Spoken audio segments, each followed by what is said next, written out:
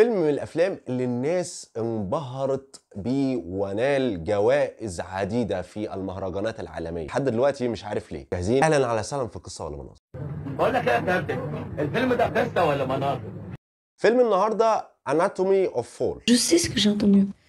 So, as you know, the autopsy report is inconclusive about the cause of death. Stop. I did not kill him. That's not the point. Vous admettez qu'il était jaloux.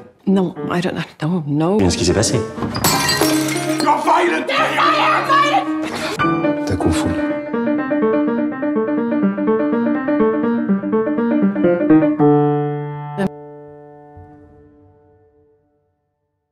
الفيلم بيحكي بمنتهى البساطة عن راجل وزوجته وابنه عايشين في كوخ بعيد عن المدينة. فجأة في أول الفيلم يجدوا هذا الرجل ساقط على الأرض وميت، وقع من الدور الثاني، لكن الطبيب الشرعي ما يعرفش إذا كان ده وقع بفعل فاعل ولا مجرد حادث ولا انتحار. والمشكلة ان في هذا المنزل ما كانش فيه غير زوج وبينهم خلافات كتير. فالفيلم بيتكلم في اجواء المحكمة عن هل هذه الزوجة مذنبة ولا لا. المحاكمة استمرت اكثر من عام. هي دي تقريبا قصة الفيلم. انا اعترف ان الفيلم ممكن تكون فكرته لطيفة لان الطب والعلم ما عرفش يوصل للحقيقة، بناء عليه ممكن تتهم مواطن اذا كان مذنب او غير مذنب. طبعا اداء ساندرا هيل بطلة الفيلم هو اداء مبهر في بعض المشاهد فقط. غير الشخصية المتصنعة الطيبة الى شخصية شريرة، هو تغير طبعا كان قوي في مشهد او مشهدين بالكتير. اجادتها للغة الانجليزية والفرنسية والالمانية في الفيلم. كان اداء الطفل ابنها هو اللي كان اداء مبهر جدا، والاكتر من كده كان اداء دور المحامي بتاعها اللي هو تقريبا كان شاكك فيها طول الفيلم هل هي مذنبه ولا لا. والاحلى من كده ان هذا المحامي فيه شبه كبير جدا من فتحي عبد الوهاب، يعني بالظبط فتحي عبد الوهاب بالالوان. الافلام اللي خاصه بافلام المحاكم دايما بيبقى رتمها هادي شويه لكن فيها تشويق، لكن عنصر التشويق في الفيلم ده ما حسيتوش قوي. كان فيلم بالنسبه لي فيلم ممل شويه. هو فيلم خد السعفة الذهبية السنة دي، هو لا يقارن بفيلم السنة اللي فاتت اللي هو تراينجل اوف سادنس. فأنا معرفش الفيلم ده قصة ولا مناظر، بس يا ريت تقولوا لي رأيكم في الفيلم ده، إيه الكويس فيه وإيه الوحش فيه.